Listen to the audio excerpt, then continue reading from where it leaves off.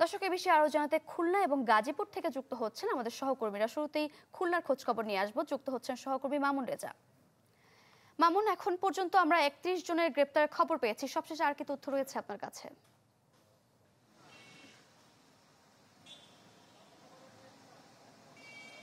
সারিকা, গতকাল বিকালে সন্ধ্যায় খুলনা নগরীর ময়লাপোতা মোড়ে কেএফসির যে রেস্টুরেন্ট সেটি ভাঙচুর করে। এছাড়া এরপর নগরীর শিববাড়ি মোড়ে বাটার শোরুম সেটিতে ভাঙচুর এবং লুটপাট চালানো হয়। এই ভাঙচুর এবং লুটপাটের ঘটনায় গতকাল রাতভর অভিযান চালিয়ে সোনাডাঙ্গা থানা পুলিশ মোট 31 জনকে আটক করেছে। এছাড়া যে ভাঙচুরের ঘটনার বাইরে থেকে যে ভিডিও ফুটেজ এবং প্রতিষ্ঠান দুটির ভেতরের ক্লোজ সার্কিট ক্যামেরার ফুটেজ পর্যালোচনা করে আরও বেশ কয়েকজনকে শনাক্ত করা হয়েছে এবং তাদেরকে আটক করার জন্য পুলিশ অভিযান চালাচ্ছে।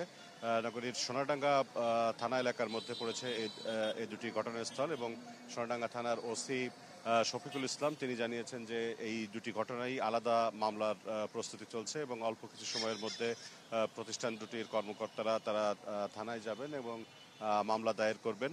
আর আজকের পরিস্থিতি শান্ত রয়েছে।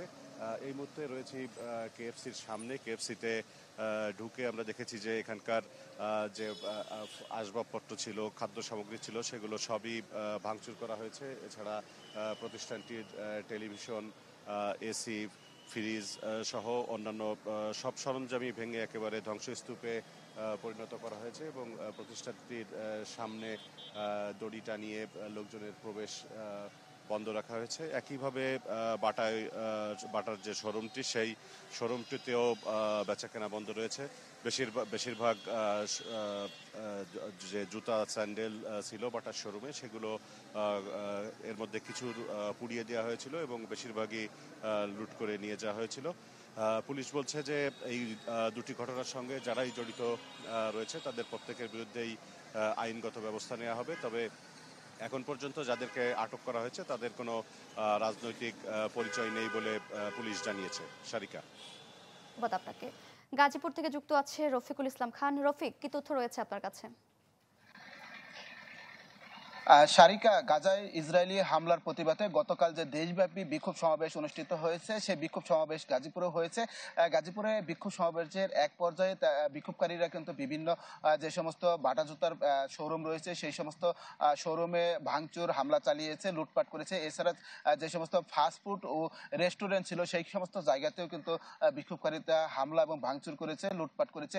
তারপরে এক পর্যায়ে কিন্তু যৌথ বাহিনী গিয়ে সেই সমস্ত ভাঙচুর এবং লুটপাটকারী প্রতিহত করে, সেখান থেকে সরিয়ে দেয়। এরপরে পুলিশ প্রশাসন এবং যৌথ বাহিনী কিন্তু রাতে অভিযান পরিচালনা করে, সিসিটিভির ফুটেজ বিশ্লেষণ করে তারা গাজীপুরে বিভিন্ন স্থানে অভিযান চালিয়ে মূলত 4 জনকে আটক করেছে। গতকাল মধ্যরাতে পুলিশের পক্ষ থেকে একটি সংবাদ সম্মেলন করা হয়েছে। সেখানে তারা দাবি করেছে যে সমস্ত লোকজন আসলে বিক্ষোভ সমাবেশের নামে নৈরাজ্য করেছে, হামলা চালিয়েছে, ভাঙচুর করেছে, সেই সমস্ত হামলাকারীদের বিরুদ্ধে পুলিশের অভিযান অব্যাহত রয়েছে। তারা সেই অভিযান চালিয়ে যাচ্ছে।